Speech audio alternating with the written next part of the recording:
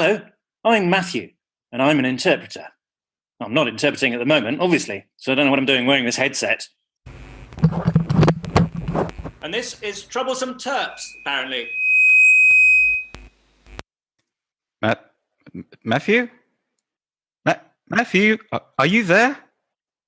Hang on, Alex. Should we text him or something? Yeah, okay.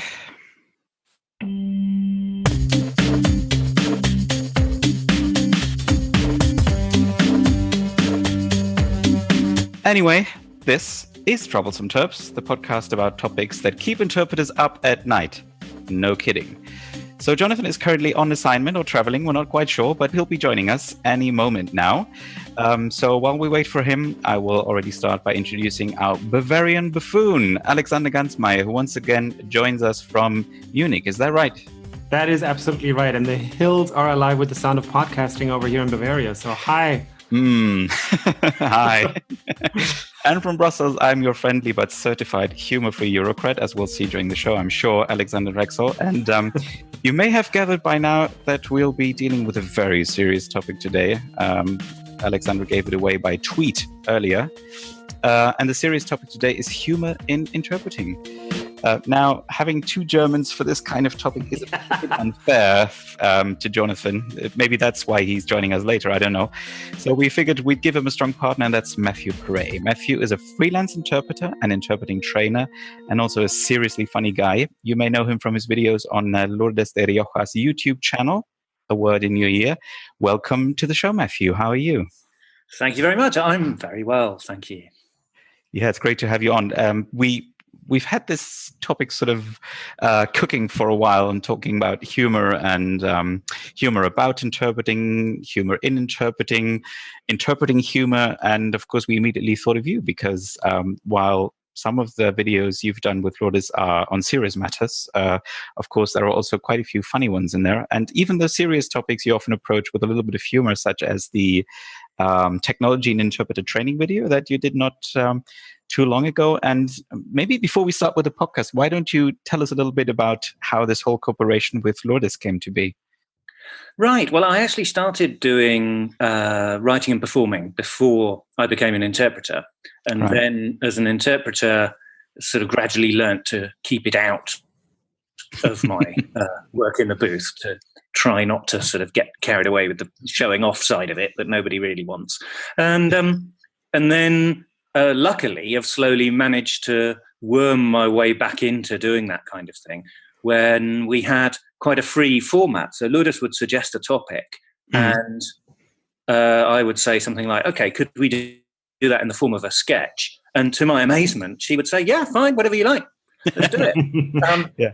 And so we did. We just kind of experimented in a way that would have been very difficult, I think, for any sort of official channel. I suppose, yeah. And that's kind of the thing that I like about the videos, because in some of them you can sort of see that you were improvising, or that Lourdes is somehow surprised by where you're going with things. But I think it makes for great great material. It makes for great watching, that's for sure. Absolutely. So what I wanted to know as well is how that decision happened for you to sort of move away from the stage and then moving into the booth, as if that's a way of putting it. Well, I guess there aren't that many avenues open to you as a writer and performer. I was doing literary translation and I was doing quirky performance poetry. And at some point, I realized I had to earn a living. Yeah, and that's fair. I didn't really want to do the kind of written translations that I saw out there. And interpreting, and especially interpreting at a multilateral international organization, was very appealing because it was about talking to an audience, and it was about mixing with lots of people from different cultural backgrounds and having that kind of human contact. So I was also extremely lucky that the European Commission was offering bursaries to train people. So not only did you not pay fees to do your postgraduate interpreter training, but you were given a small allowance if you were selected.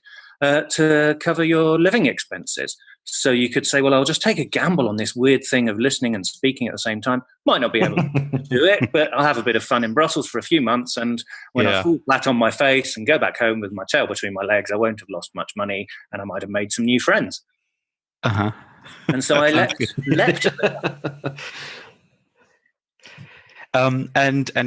Did you have any previous exposure to foreign languages, or did that really start when that probably didn't start when you went on to the stage, because you probably already had Spanish or something else at that point? That's right. I was a linguist as an undergraduate, and I really started specializing in the sixth form when I did A-level. I started Spanish A-level from scratch. I was kind of already into French, but I'd say it was around about 16, the turning point, which is quite late. I think a lot of people would consider that quite late to start getting into language. But looking on the bright side, I feel that the very, very solid mother tongue that I'd acquired by that time has always stood me in good stead. So I've never had any sort of doubt in my mind about how to say something so that the folks back home can understand me. It's not like I've lived in a linguistic limbo. Yeah, funnily enough, I enough, say never. Yeah. Funnily enough, that's often a bit of a stumbling block for people, because when people think of interpreters, they think, well, they need to know foreign languages very, very well, which is true, but you also need to know your own, your mother tongue very, very, very well. Exactly. I think the perfect thing is for your languages to be just bad enough for your mother tongue to still be okay. Yeah, that's a good way of putting it. Did you always have kind of this sense of humor, or I don't know? Did you think that one needs to have a certain talent for that, or is it just hard work, or how does it feel for you? Because I know you've written routines, I think, on EU comedy kinds of stuff, for example, not just language related stuff. Yes, that's very difficult to answer, because I'm not sure there is a kind of rule that's applicable across the board. So I think, in a way, some people are sort of condemned to live in a prism of seeing everything through comedy, that they experience life in a different way. And so I find the whole question about, is it hard or easy to make something funny? I think there's nothing funnier than someone taking themselves seriously. And I actually moved to Germany from Britain because I have a soft spot for the German sense of humor. In Germany, people are constantly taking all kinds of things really seriously. It's hilarious. And like small talk, one of the first things that happened to me in Britain, if you're out in the street when it's pouring with rain and you bump into a neighbour, you'll say something like, "Turned out nice again." And they'll probably reply something like, "I know, it's like Barbados out here." And that's not a joke. That's how we do small talk. That's small talk, right? In my culture. Yeah. So when I went to Berlin, I tried the same thing. It's pouring with rain, bump into a neighbour, stop him and say, "Turned out nice again." And he gives me the kind of expression you reserve for somebody you fear may be suffering from some kind of mental illness. And says, "This is what I consider to be bad weather." Yeah, it's terrible. It's terrible. The great thing about German humour is they wouldn't just call it bad weather. They would have like a 16-letter long adjective describing exactly what kind of bad it is. That's very true. Brilliant. So I have been trying to learn German for ages. And I was explaining to my German tutor that German is only beginning to click with me, that I realize that German is to language what Lego is to architecture. Absolutely. By the way, that's Jonathan Downey, as you could tell, who just joined us, as we said earlier. So welcome, Jonathan, to the show. Didn't miss a beat. Exactly. Yeah, he jumped right in because, of course, he spent some time in the beautiful city of Bonn, if I remember correctly. So he knows a thing or two about Germans as well. And that's right. If anybody's listening to it who's not an interpreter or a translator and thinks, well, how are they going on with all that stereotypes now? But I think that's, and correct me if I'm wrong, I think that's something that interpreters are quite good at, and of course we know that stereotypes are stereotypes and don't necessarily describe a whole culture, but I think it's a useful tool for us when it comes to reading a room and sort of already having I don't know, there's a nice fancy word for that which doesn't come to me right now, a heuristic, I guess, for working with delegates and for working with other people. Would you think that's accurate? Nobody wants to answer that, Alex. Can you tell? Nobody wants to admit a rhetorical question. I was just checking my professional indemnity insurance to see if I can get sued for libel. But I think the thing is, I was chatting with my booth mate once, and we were joking about stereotypes, and she said the reason why stereotypes exist is because they're accurate. And you can at least in part, exactly. Yeah, you can walk into a room, and when someone says, hello, I'm the French chief executive, you have a vague idea of where this guy's going to go. Yeah. Or the one I've noticed, I don't know if you've found the same, Matthew, whenever someone says, hi, I'm Laurent and I'm from the syndicat, instantly I've got the next 3 hours planned out in my mind. Yes. So true. I think I'm the only one who didn't get that, so I feel kind of left out. But that's okay. That's totally fine. Well, maybe that wasn't a great topic to talk about, so I apologize. We can just move right along. Leaving aside stereotypes, the point I was trying to make, probably very clumsily, was that the real joy is in people taking themselves seriously. Yes. Regardless of the form that takes in different cultures.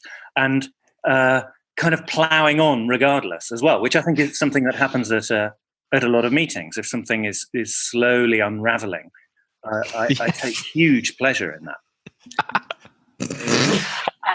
How does everyone else manage it when you can see that the meeting is gradually going off the rails, and everyone's dying for a cup of coffee to save themselves from the carnage, and you still have another 3 shifts to go? Well, I try to take the same approach as Matthew is to take the piss, basically, and to sort of take some delight in a slowly happening train wreck. But sometimes it takes a while for the cringing to go away, and then the humor kicks in, and that's nice. Have you got any stories that you can tell us, Matthew, of meetings that slowly went downhill? Of course not. No. Entirely bound by confidentiality. No, obviously, that's very true. Plus, the whole anecdote part of the episode is going to come later, so we need to save that for a story about the Lego of architecture, as Jonathan put it, because I don't work from German, and that's something I also get huge pleasure from, is not work from German. And there are very few times when it kind of reaches its real peak, but one of them is when somebody else is working from German. That's particularly pleasurable. And there are also moments when I'm interacting with the language, often disastrously, and it doesn't matter because it's not my job to use it properly. And I was struggling when I first arrived in Berlin, and at the same time kind of swept away by beautiful things like how the word for glove was Handschuh or hand shoe. So I was thinking about something that comedian Richard Herring said of, it's really absurd that the French don't have a word for potatoes and call them earth apples. Yes. So he goes up to the French person and says, why on earth do you call potatoes earth apples? Why don't you call apples sky potatoes? Right? And I thought that was really good. So I thought, right, I'm going to do the same thing with German. So the next time somebody mentioned the word handschuh, I said, why do you call your gloves your hand shoes? Why don't you call your shoes your foot gloves? And they didn't laugh. The reason they didn't laugh was that in order to say the word foot gloves in German, I had to say Fußhandschuhe or foot hand shoes. And so they weren't really clear. Yes. Point that I was trying to make. I love it. But that brings us right through it. How humor sometimes just doesn't travel across language barriers, and it's so unfortunate, especially with puns and and that kind of thing. But I think we've all had the experience of maybe not a meeting going completely off the rails, but maybe the meeting president trying out his sense of humor in a foreign language and, just getting crickets from the room, basically. Oh, no, the worst one is, and I have only had this twice in my career, and both times I've wanted to just run away. You know how speakers sometimes start with a joke and you think it's okay, it's just a joke, it doesn't work. So you say something like, the speaker has made the joke, please laugh. Have the you speaker ever said actually done that? I've never done that. Yeah, I was going to ask you that. I have done that twice. So both times I did that. In fact, I've done that more than twice, a few times where the speaker's made a joke that just doesn't work. So one example was I was doing once interpreting for one speaker in the church, and he said, faith isn't blessed assurance, it's blessed. It's not blessed insurance, it's blessed assurance. Ooh. Problem is, assurance and insurance in French, the same word.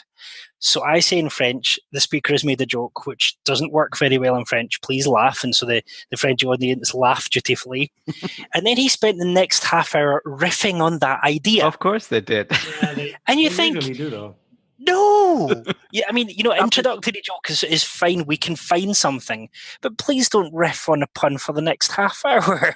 But that happens to me a lot as well, where you have... So I do a lot of motivational speaking, and they usually have some sort of jokes in there to keep it engaging as well, especially in the beginning to kind of lighten the mood. And then they use that to riff on the theme of their motivational speech.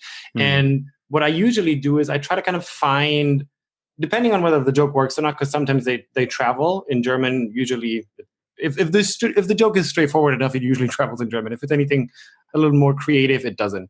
Yeah. But if it doesn't work, you just kind of find your lane, if that makes any sense, and you just kind of stick with it through the speech.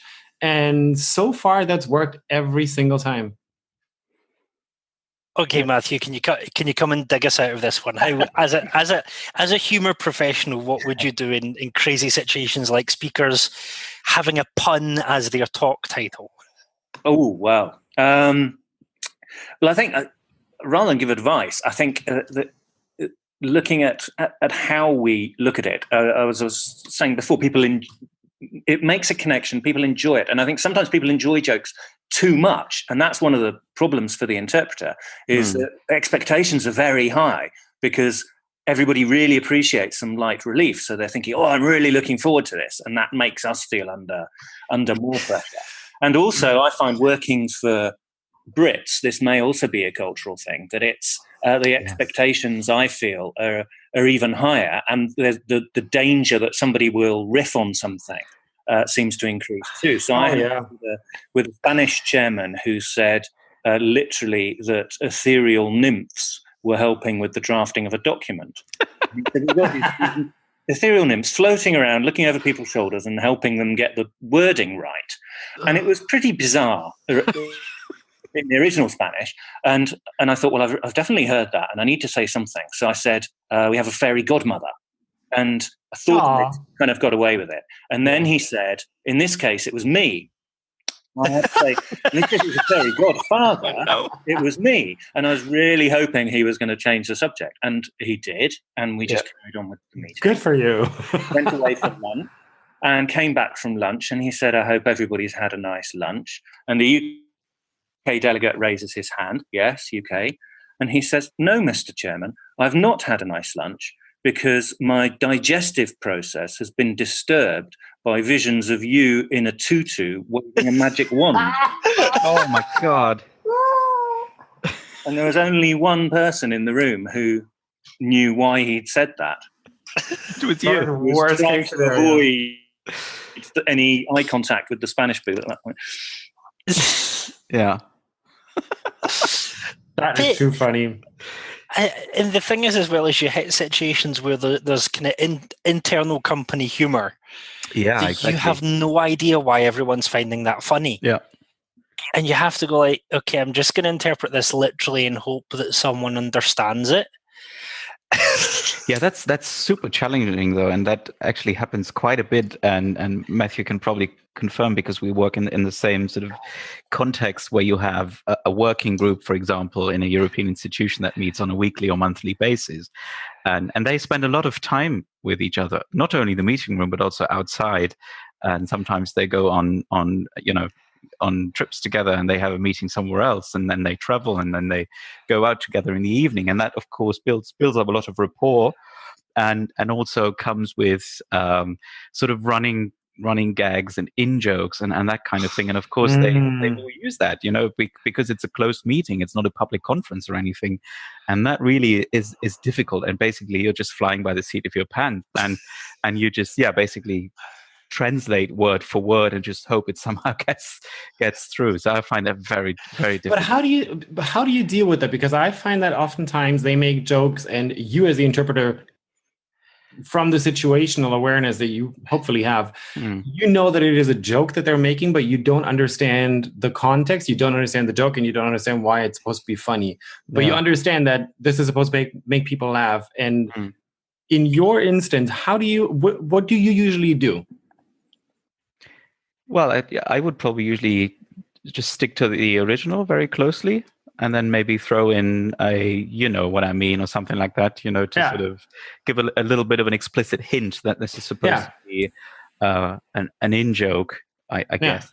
That's exactly what I do. That is literally exactly what I do. I usually, if that kind of stuff happens, I try to, just stick very closely to it, and then I say, in a very kind of like exaggerated way, like, if you know what I mean, wink.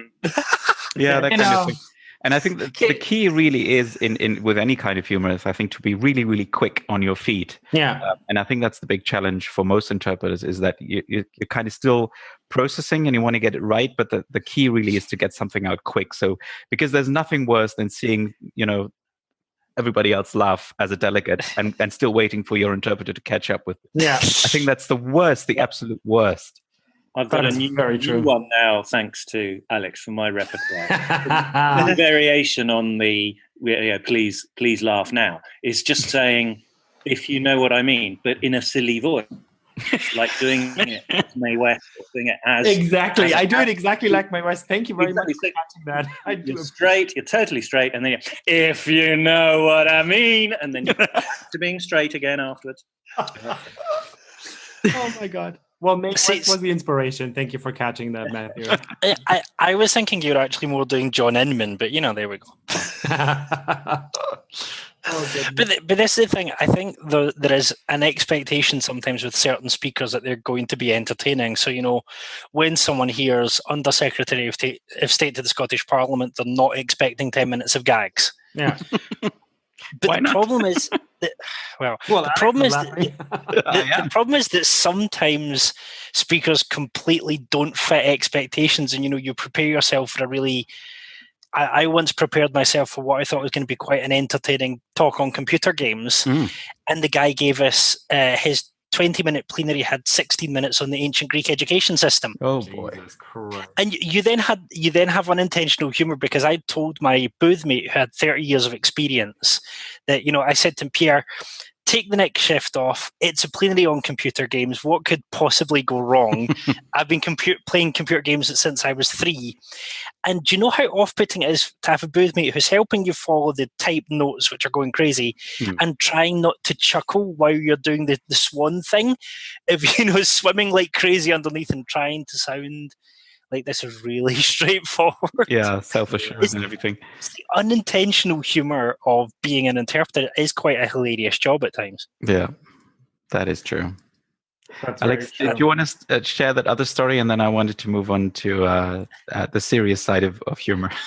Yes, the serious side of humor. I actually have this really nice story. It's actually one of my favorite interpreting stories of all times. And I was there with a fabulous booth mate. I don't think I could have done it with anyone else. And this was basically an anniversary celebration for a local Bavarian brewery. So that already kind of sets the scene. We were in this fake Oktoberfest beer tent situation. And in order to lighten the mood for the Bavarian guests of honor, for the German guests of honor, but also for everybody else who was, international people from, I don't know, Dubai, Shanghai, Tokyo, just like investors from all over the world, literally from all over the world. They invited 2 Bavarian cabaret acts. So literally stand-up comedians. One of them was this really famous lady in Bavaria, and the other 2 were 2 Franconian guys who dress up as women and, like these cranky old hags, and they just kind of like heckle the audience in a way, in a really strong accent as well. And we were told that we had to interpret those 2 comedy acts. And honestly, it was the time of my life. I had the best time ever interpreting those 2. It wasn't easy, but basically we just kind of made it fun. And at some point, actually, I had to kick her out of the booth because it was my turn, obviously. It was my turn. And she just kept cracking up in the booth. And I was just like clicking on the mute button. And I was like, you have to leave, because if you don't leave, I'm going to crack up on the microphone. And that can't happen. But you just kind of make it work. And if the joke doesn't travel, I mean, honestly, between you, me, and the gatepost, this is obviously not going out to anybody else. But if you invite Bavarian comedians, I'm not sure you really expect all the Bavarian in-jokes to travel to your Shanghai delegates. I'm not really sure that's the expectation anyways. Yeah. So as long as you kind of like make them laugh, I feel like you've achieved the goal of lightening the mood and making it fun for them. So that's kind of what we did. We didn't translate verbatim what they were saying, but we made it fun. We exaggerated in a way that, made them giggle and laugh. And I think I felt like we accomplished our mission. Well, that's no small feat. I mean, you make it sound quite easy, but rendering that into English and sort of quote unquote international English seems like quite a challenge to me. Well, what he's saying is he's taking Matthew's job. Cue the white shark music. Dun. Yeah, exactly. Yeah, but it was actually quite fun. I mean, it helped that it was for a brewery, so everybody was quite drunk. Anyways. All right. But yeah, at the very end of the night, we actually had another guest of honor who was a really old friend of the person whose anniversary it was. And he came up there in order to wrap up the day, kind of summarize everything that had happened beforehand. And he was just way drunk. It was kind of way past the point of no return. And then he stands up there and he's kind of like mumbling his little summary. And then all of a sudden he goes, this is like at 12:45, like 1, like the middle of the night. And all of a sudden he goes like, oh, that reminds me of a brilliant Jew joke. Oh, and I'm like, there's no such thing. Yeah. And I'm like, that's a great idea. Way to go. And then he made the joke, and I'm all for super inappropriate humor. For those of you who know me, the more inappropriate, the funnier it is. It's true though. But the joke just landed so flat. Like it was just such a hard crash. But what did you do? I mean, you did have to interpret. You couldn't just... Well, yeah, like I had to interpret the joke. Also, he was super drunk and super slow, so there was no way for me to kind of like move around that because it was just like one word at a time. Oh dear. So I had to kind of do it, and I was just really hoping to God that the punchline was going to be good. But then it was the worst. Like there was no punchline. He just said one thing, and then he started laughing himself, and you literally heard the crickets in the room. And that's the point when I had to kick out my booth mate again because she was like literally laughing tears at this travesty of a situation. And talking about watching a train wreck, right? Yeah, exactly. In slow motion. Oh dear! Yeah, too funny. See, my favourite almost train wreck was I was doing an interpreting job on deep sea fisheries policy, and we'd just spent like 2 hours saving this fish which only lives on the Scottish coral reefs. Didn't realise we had Scottish coral, but we do. So we go for lunch, and in front of me is one of the senior Scottish representatives from the fisheries industry, and behind me is one of the leading environmentalists. And the Scottish fisherman's representative is chatting to his mate on the lunch queue and saying, "Oh, but that fish is really good eating," not realising there's the environmentalist just standing 2 places behind him. So I found my booth mate, who I've been working with for about 8 years, and I was like, "Laura, I'd just like to tell you for the next 20 minutes I'll be in the bathroom. If you need me, I'm not coming back." It was totally fine though, because I mean they shook it off and they laughed about it, and they actually made a joke about it in the next session. Yeah. And then the next session we ended up talking about some single-celled organism which no one could pronounce. So everyone, including the scientists, ended up calling it Xenowajamacallit. Love it. And so you have these 2 kind of well-trained, suited and booted interpreters trying to, with a straight face, continually talk about the sad plight of the Xenowajamacallit. Nice. Okay. I did want to move on to something else because as you all know, dear listeners, Jonathan literally wrote the book on interpreting. The book. There's only one. The book. Don't tell Andrew Gillies. No. Sorry, Andy. He wrote a book. Had to find out at some Don't point. ruin my pun. Come on. Anyway, Jonathan wrote a book, and Matthew's in it, and because there's one chapter on humor, and I think I mentioned it earlier in the introduction. I reread this chapter on humor, and I thought it was really, really very interesting. So I was thinking maybe for those among the listeners who haven't read the book yet, they should, of course, go out and buy it immediately right now, and you read it before Jonathan finishes his next one. But you differentiate between 3 different kinds of humor in there: liberating humor, stress relieving humor, and controlling humor. And you also talk a little bit about what humor has to do with creativity and how it can help us in interpreting. Can you sort of give sort of a summary of what the idea of the chapter was? So I was really trying to get to the point where we realize that it's okay to laugh at the absurdities of what we do. I mean, Matthew is a great one for showing us the absurdities of everything around interpreting. But there's a realization that we have an incredibly stressful job. We have a job that, as we've already heard in this episode, requires large doses of creativity. And I guessed from my own experience that humour and creativity had something to do with each other. So if I have a really difficult job to prep for, or if I'm doing writing, or if I have a really difficult talk to prep for, one of the first things that I do sometimes is sit and write silly satire for a satirical linguistics journal. And just take the rip out of something, just do silly humour about something, and I find that loosens my thought processes that I can then go and do the serious academic work or whatever it is I need to do. I find it opened me up. So I looked up the research and found out that not only is humour associated with health benefits, but that when you've just been in a humorous situation, you're more creative afterwards. And actually, the workplace environment, if you like, the humanity and the ability for people to be creative in their environment seems to be determined by whether there's humour there and what type of humour it is. So it was Josephine Lang and Chae-Hoon Lee. I borrowed their article, quoted their article, and they talk about liberating humour, which is basically about just having fun, not necessarily at anyone's expense. It's just about people playing with the rules around there and trying to bend them and even break them just to be silly. So imagine, someone coming in, a suit and tie and interpreting, and instead of doing the whole "look at me, I'm a wonderful interpreter" thing, they started doing some Carry-On style slapstick humour. That's not making fun out of anyone, it's just being silly. And that kind of breaking the rules and merging ideas together is the main type of humour that they found was linked to being more creative. I found it interesting that they said that the satirical humour and the kind of biting humour, which they call controlling humour, seems to be a tool to kind of keep people in their little groups and eliminate people, and that seems to reduce creativity and reduce happiness. And I think it's interesting that my experience is that the darker the situation that people are in, the more they resort to satire, almost I think as a defence mechanism.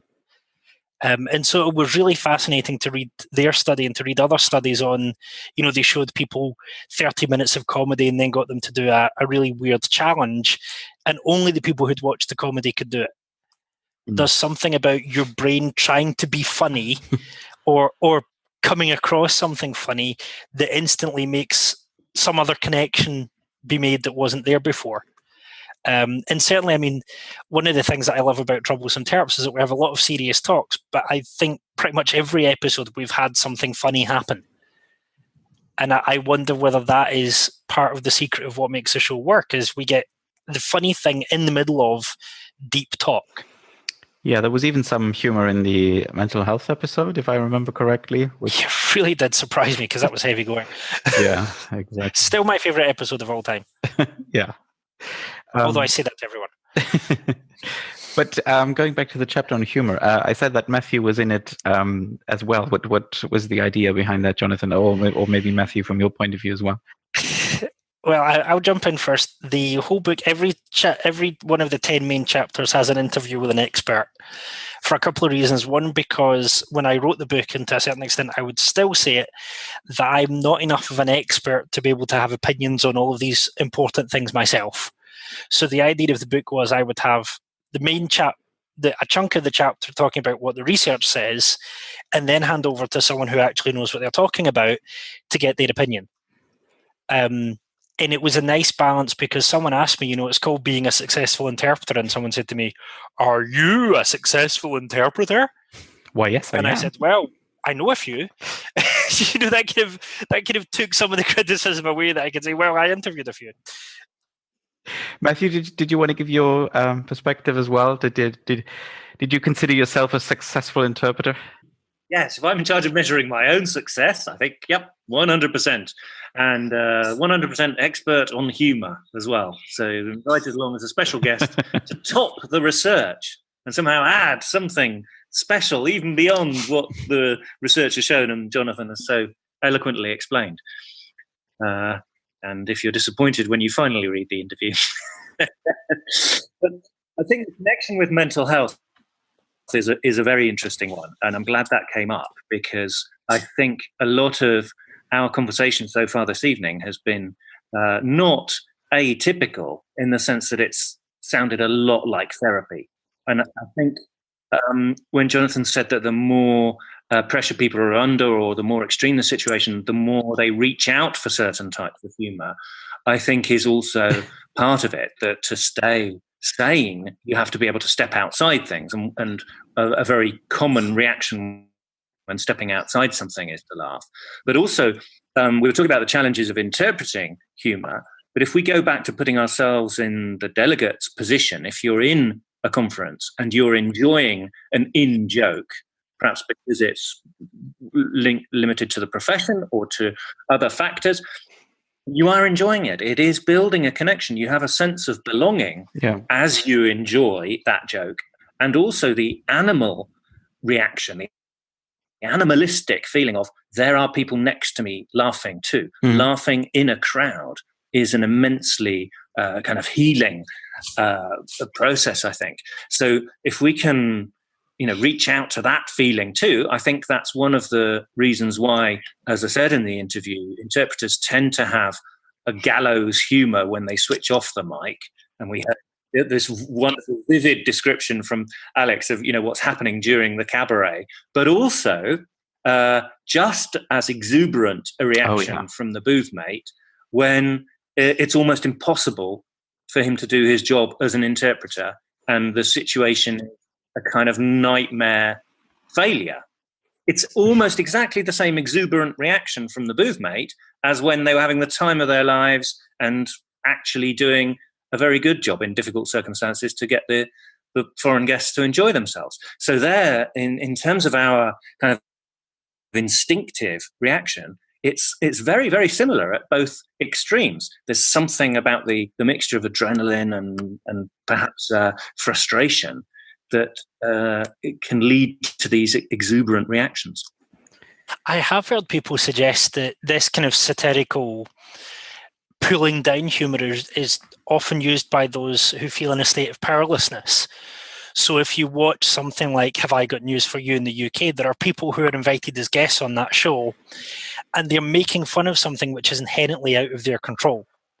And so it's the satire there becomes funny because it's people in a state of powerlessness who, for a half an hour episode, can metaphorically take a place of power by making fun of those who really hold the reins.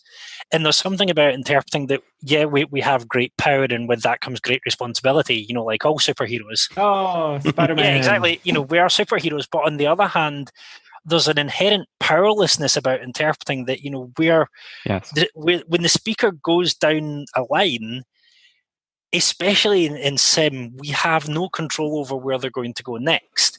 Even, and I have to say, especially when you have their notes, you're basically like holding on to a runaway train and hoping that it's going to stop at some point, and it's not going to completely crash. it's why I think some people try interpreting and never want to touch it again, and other people try interpreting and go, I love that thrill. It's like jumping out of an aircraft knowing that you're going to hit the ground and just praying and hoping against hope that your parachute works. Yeah, but I'm glad that we came to this aspect of the whole humor thing, which is, for example, the relationship between boothmates.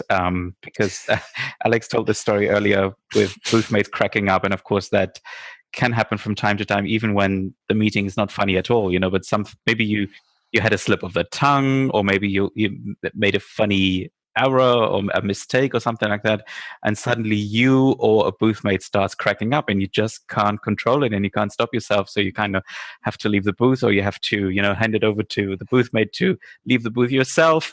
Kind of thing is nice, and it remembers me of this one thing that Matthew said in the book, in the chapter, where he said, when it all goes horribly wrong, I laugh it off with a shrug and tell my boothmate a killer one-liner. It might not help my interpreting, but it certainly helps my blood pressure.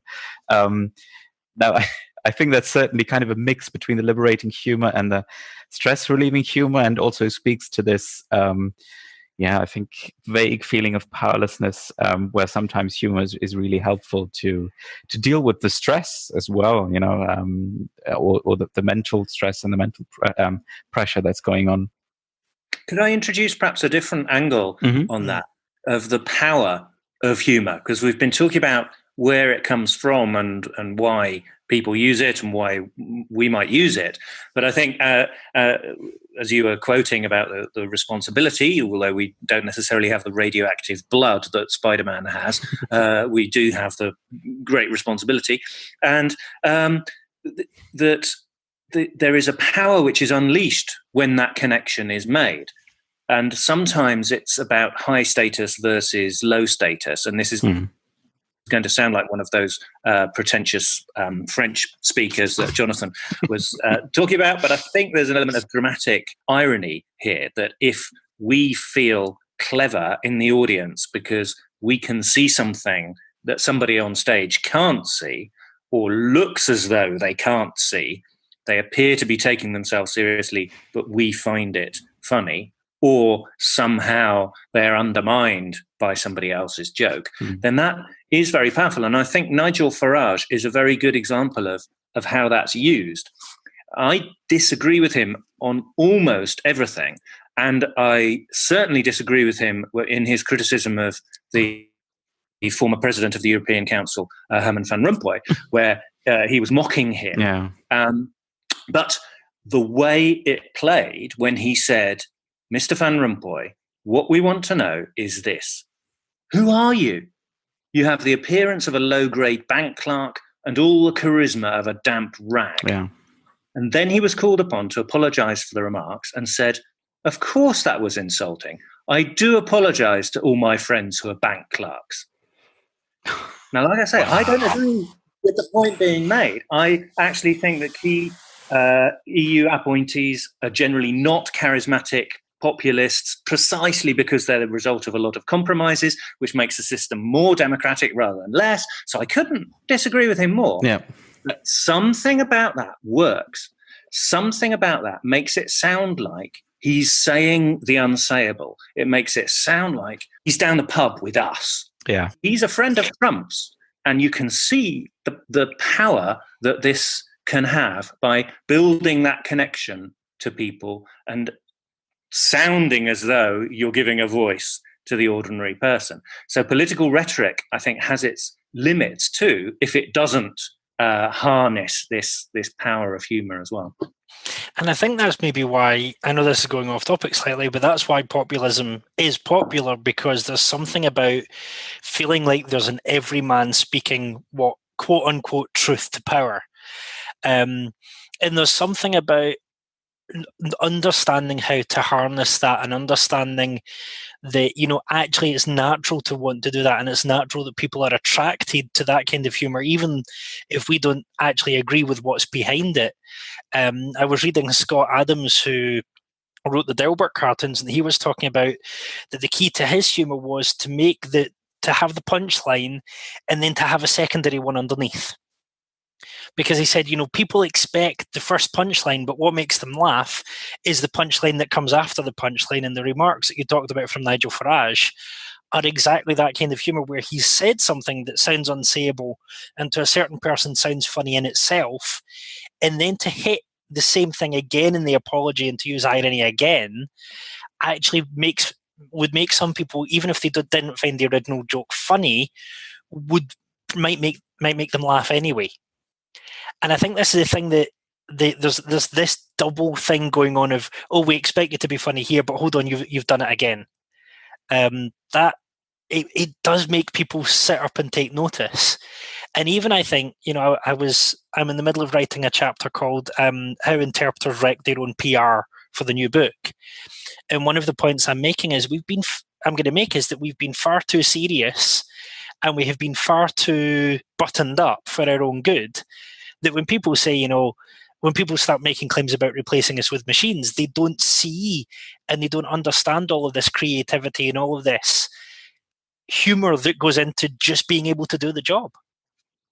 Yeah, I sometimes try to leverage just a mild dose of humor to establish a rapport with the delegates. So, for example, I think I picked this up from a colleague who went into retirement a few years ago, because sometimes when somebody was speaking in the room and the mic was off, she would say, well, the mic is unfortunately off, so what the speaker is saying is lost for eternity, or something like that, which kind of sounded funnier when she said it in German.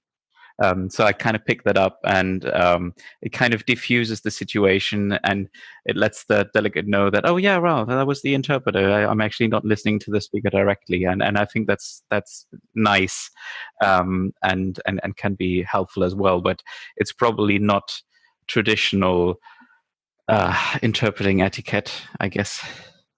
I am desperate because every interpreter's had those occasions where you think you've pressed the button and you haven't.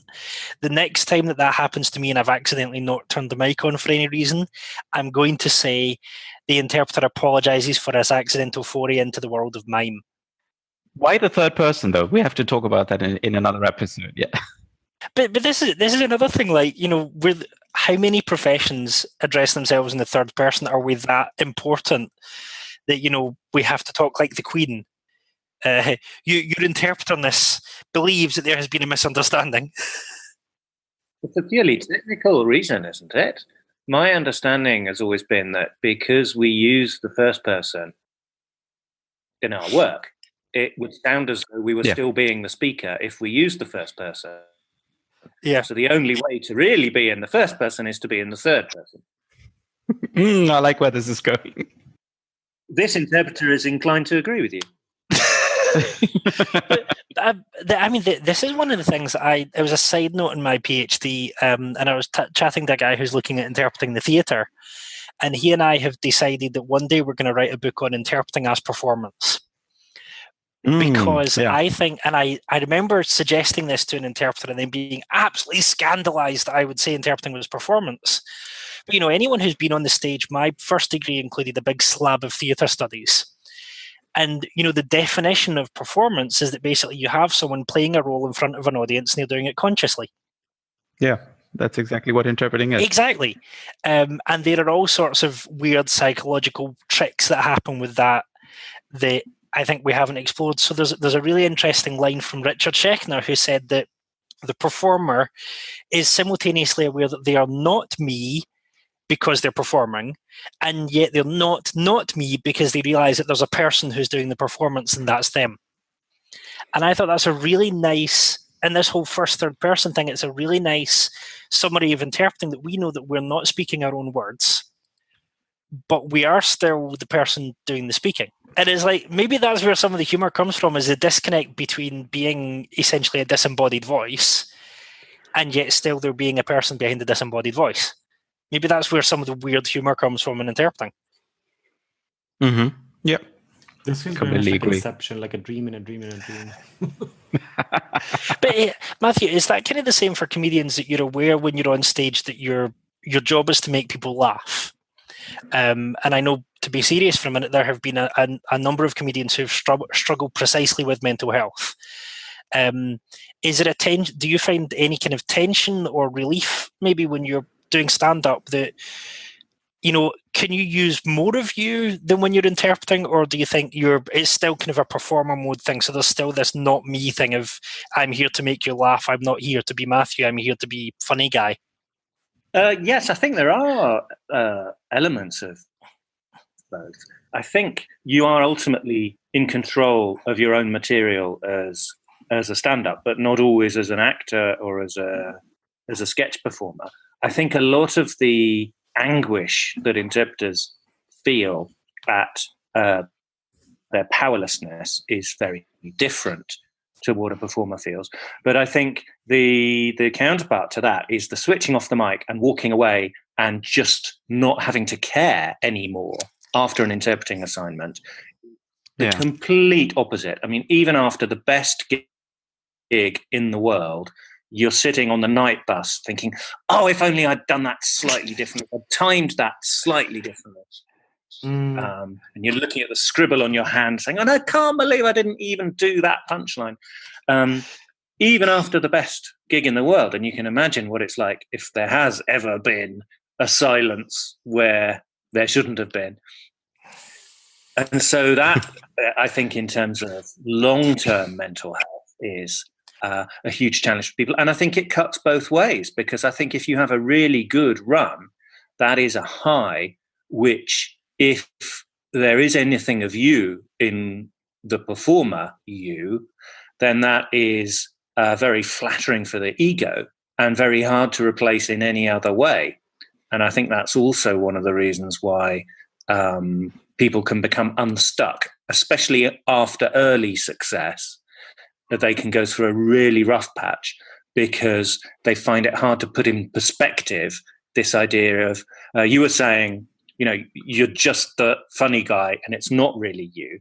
But if you don't separate that properly and you actually think, oh, this crowd loves me, then you're setting yourself up for a lot of very, very tricky problems further down the line. And I think that I'm aware when I'm interpreting, I'm aware of how much of my life I've spent doing public speaking.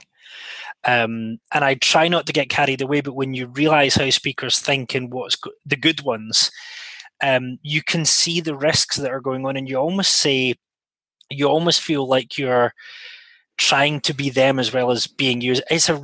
Being an interpreter is quite a confusing thing, but it's funny you should talk about, you switch off the mic and you don't care anymore. Most of the time when I'm interpreting, even when it's just a one-day job, I'll switch off the mic, go home, and I'll be on the bus, and precisely I'll be doing, if only I got this right. And I find it especially the case if I'm working with a client that I'm fairly new to and my boothmate had previous experience there.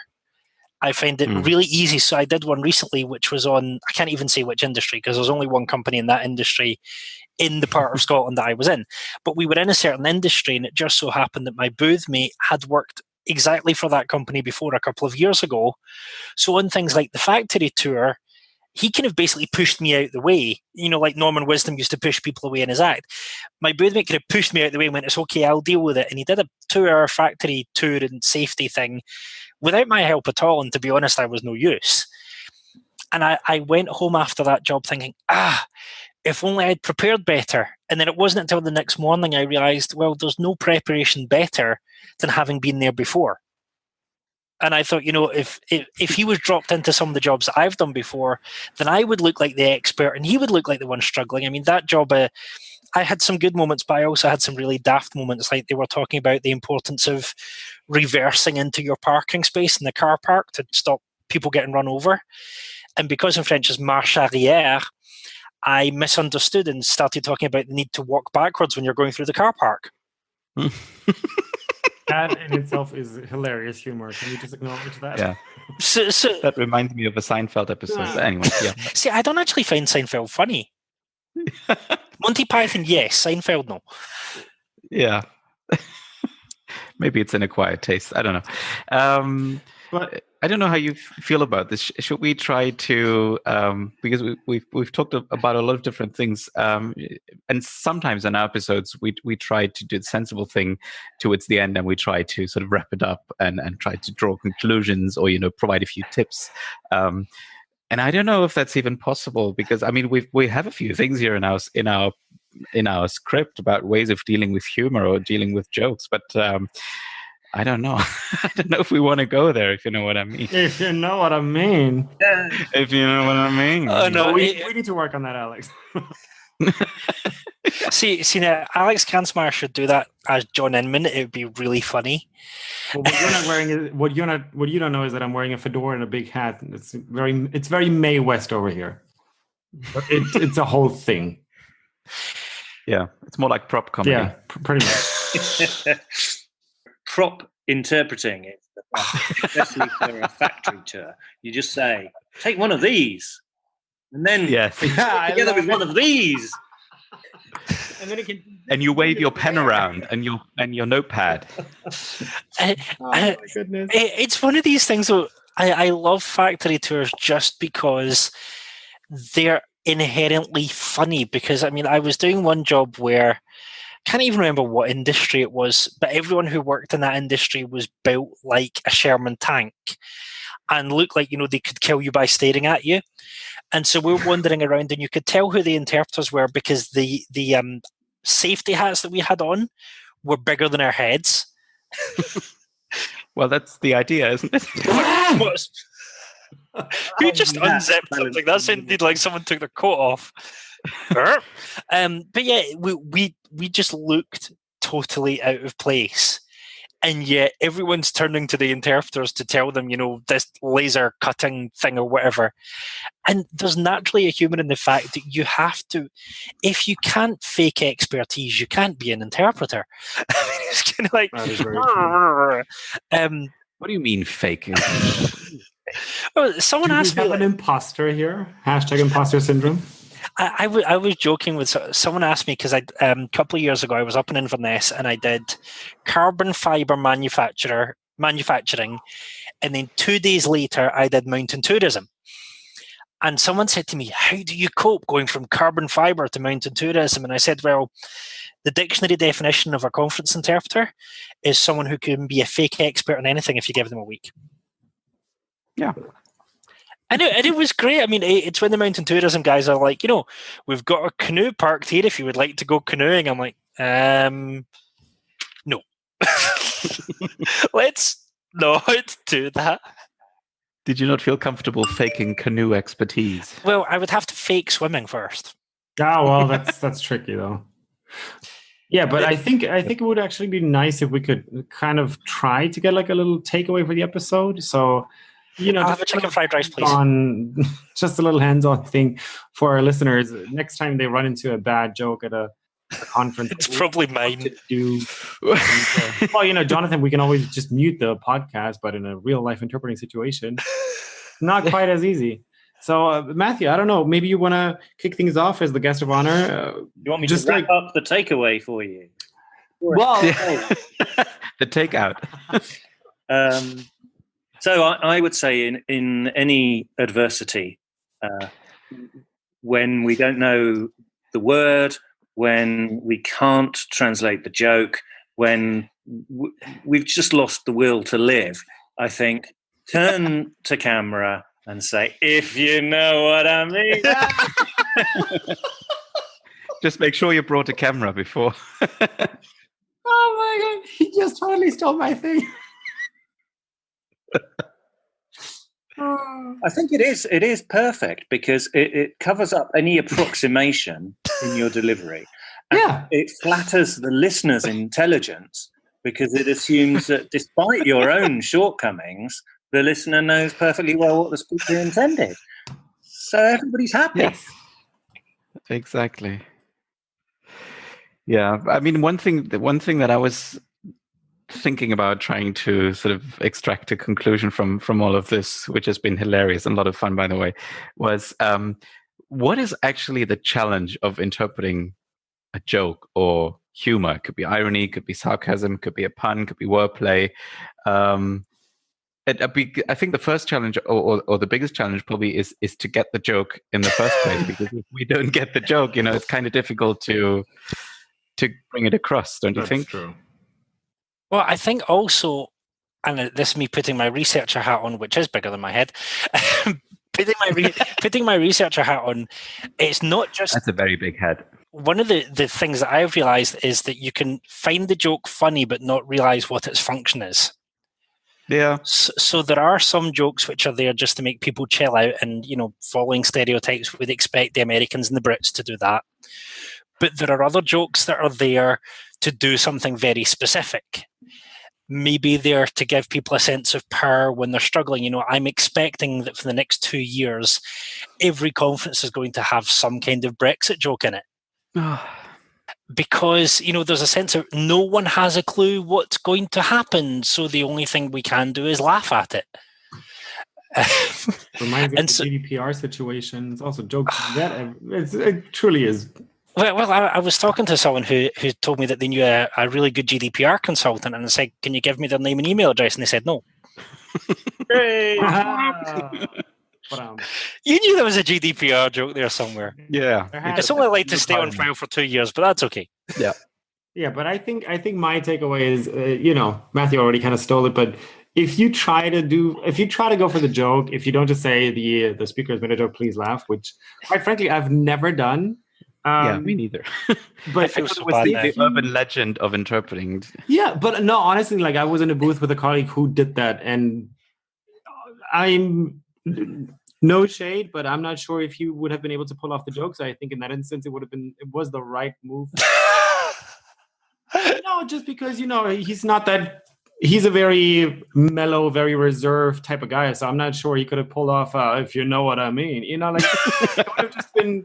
I mean, I would have obviously cracked up had he done that, but I think in that instance, it was the right move for him to make, but I've never done it. And I think if you tackle a joke head on and kind of halfway through, you figure out that you're not going to make the joke work, just kind of make it funny in any other way. Because it's really usually not about the joke itself. It's usually just about getting the effect of the joke across. So if you can't make it work, make it work. Well, unless the speaker is then riffing on it for 20 minutes. minutes. Then of course you're kind of screwed and you have to make it work another way. If we have one takeaway, I think, which applies both to telling a joke and interpreting a joke, is if you try, make it work. Yeah. Well, the other thing is that the number of times that I've tried to tell jokes, I tried to tell a joke recently in Vienna. And the first joke worked. The second joke, everyone's like, the crickets are beginning to chirp. And so I said, well, that was funnier in my head. And suddenly everyone laughed. And it's amazing how much funnier you can make a joke by saying, well, it was funny in my head. And suddenly everyone finds it hilarious. It was funny when I wrote it down. I didn't even write it down. I have this problem. My problem is that I have humor addiction. So if I say one funny thing and people laugh, I feel compelled to try and find another funny thing to say. It must be behavior. My one takeaway is that interpreting, yes, it's about professionalism, it's about all this stuff that we talk about, but it's also about having fun. And a lot of us do it because we actually enjoy it. So even with humor, which we traditionally look at as if it was some kind of wild beast about to attack us, make the whole process fun. And if you have to say, you know what I mean, or, well, it was funnier when the speaker said it, that's going to naturally make people laugh anyway. That's a good one, yeah. Yeah, don't be afraid to make fun of yourself because that's funny. But that's exactly the point. Usually gets a laugh out of everybody. Yeah. Yeah, because usually what happens is, the one of the most terrible thing is it could be when the speaker says, I'm now going to share a quote from X or whatever, and then you say, oh my God. Robert Burns. Yeah. And the second one is, I'm now going to tell a joke. And usually when they say, I'm now going to tell a joke, I'm actually looking forward to it. Whereas many people actually say, oh my God, I want to die right now. Okay, well, on that happy note, thank you very much, first of all, to Matthew Perret for joining us on the show. Thank you. And it was great to have you on. Time of my life, if you know what I mean. Thank you to my lovely co-hosts, Jonathan and Alexander, as well, for joining me once again on this episode. And the usual stuff, real quick. If you want to leave a comment on this episode, you can do so on our website, troubleterps.com, which has a fresh new layout now and individual images for each and every episode. You can find us on social media as well. On Twitter, we're at TroubleTerps, and we're on Facebook as well. facebook.com/TroubleTerps. What else? Well, we have a live event coming up in London in November, and you will hear about it on the podcast feed as well, of course. And that's enough for today. Looking forward to the next episode. Talk to you soon, and bye-bye. Trouble Terps out. Trouble Terps out. Because I have a soft spot for the German sense of humor. No.